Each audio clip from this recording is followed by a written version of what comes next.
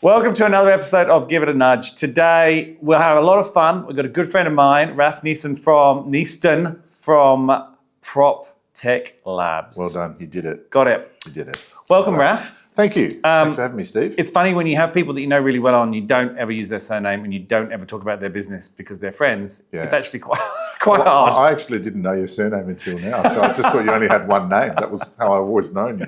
Steve, that's it. Well, welcome to the show. Thanks, we mate. are here to talk all things entrepreneurship because you have been in this game for a while. Correct. And we met, I don't know, 10 years ago or something. I'd say about that. Yeah. Something like that. A long time ago. It was a long time ago, and you're already accomplished. So I actually don't really know much prior to that. So, but before we do that, quick summary, elevator pitch, Proptech Labs. Tell us what you're doing. Yep. So Proptech Labs, You can't say it now. Well, you stuffed me up, mate. It's your fault. So Proptech Labs, what we do is we do all the back of house stuff for property management. So things like boring things like maintenance, inspections, invoicing, chatbots, and a raft of other functions. Commercial, residential, both? Mainly residential. Right. We have a bit in commercial and a bit in strata. We have customers in Australia, New Zealand, Singapore, and the UK now, which is exciting. We look after about 1.7 million properties. That's a lot. That use our platform. So yeah, more than 1 in 2 properties in region use one or more of our platforms. And so who are you selling that to? Property managers? Property managers, yeah. So property management agencies. We've got customers from small to the Meritons and the JLLs of the world. So we cover everyone in between that. So yeah, we take care of all of that functionality.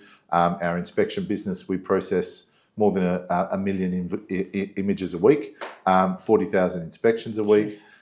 We've got more than 1 billion photographs attached to people's properties in our database, and we have maintenance. We have the whole heap of stuff. So we're now moving in towards the AI realm, as everybody is. AI first, blending all the data, blending all the platforms together.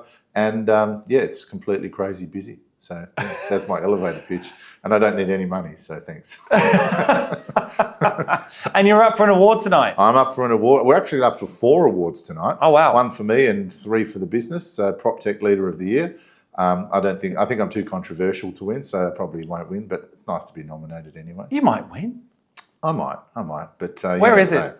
It's at the Fullerton tonight. Oh, very nice. So it's very fancy. Yeah, it will be. My black tie. That's why I'm half suit dressed. So you will be getting changed. I will. I've got to go buy a white shirt, as I was explaining to you earlier.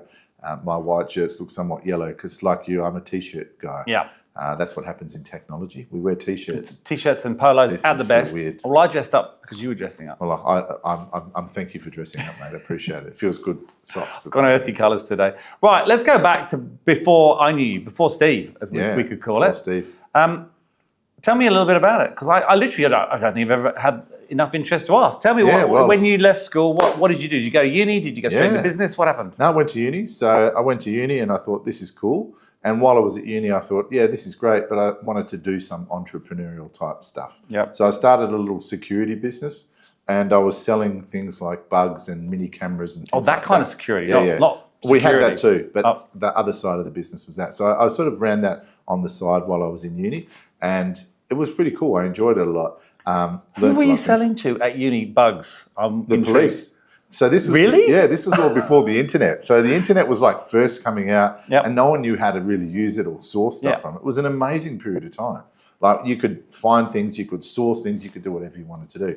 So I sort of ran along with that, and that was pretty cool. Didn't blow the socks off, didn't make billions of dollars, and I thought, it's time to try something else. And then mobile phones were starting to become I do know what you did. We have talked about this. So there you go. It's called amnesia, Steve. It's called amnesia. As you get older, you forget the things that you ask. Well, this was 50 this year. You see, it's all going wrong, right? It's been downhill for a while for you. So anyway, for anyone who doesn't know, back to mobile phones. Back to mobile phones. So mobile phones were like really exciting. They were coming up. There was the Nokia 5110, which was a revolutionary phone. I had that. Everyone who was our sort of era, not that I'm as old as you, but everyone who was our sort of era has had that sort of technology. And I sort of started dealing mobile phones. And then I found loopholes in contracts because there was a lot of providers, like for example, Orange or OneTel. They'd come out with plans that were more commission than the value of the plan because they wanted people to come and spend more. So I signed up a lot of customers in that. And then I found sort of like a little niche, if you will, in terms of the prepaid market. So they had a prepaid Nokia 5110. It was $199 on prepaid. But as a dealer, it cost us $499, and they were locked to a network. So unless you were with that network, Right, you yeah, I couldn't remember use that. it. Okay, so I found some cables from Hong Kong and a piece of software that cost me about $16 US. Unlocking them? Unlocking them. I remember getting a phone unlocked. It cost me a fortune. Yeah, correct. But what I did it a little bit different. I lived in a tiny apartment, 1-bedroom apartment, and I spent my days unlocking the phones. And I'd buy them for $199 and I'd sell them for $399, so they were still cheaper. So I'd have a $200 margin. Yep. Plus the prepaid was $50, so I'd sell that for half the price as well.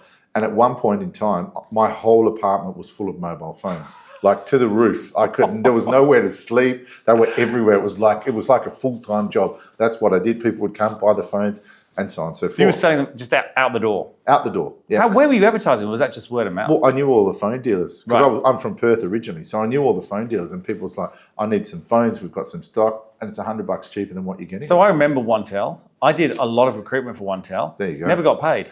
Yeah, Funny well, that. a lot of people didn't, but I did, so that's okay. I think they ended up going under owing. Oh, it was a lot. They owed us a lot. Yeah, they did go under owing a lot of cash, but interestingly, after doing this for a really long period of time, I think I would have bought thousands, if not tens of thousands of these phones. And that was your full-time gig? That's what I did. Yeah. Yeah, when I got out of uni, my first degree I did.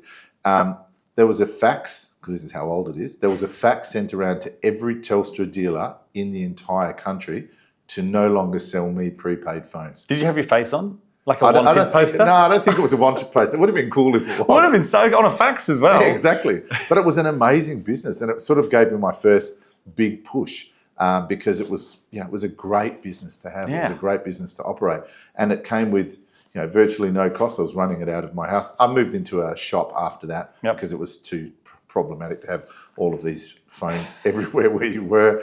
You're eating breakfast. The phones are with you. You're unlocking in the phones, shower, yeah, literally. The phones are with you. It's like it was everywhere.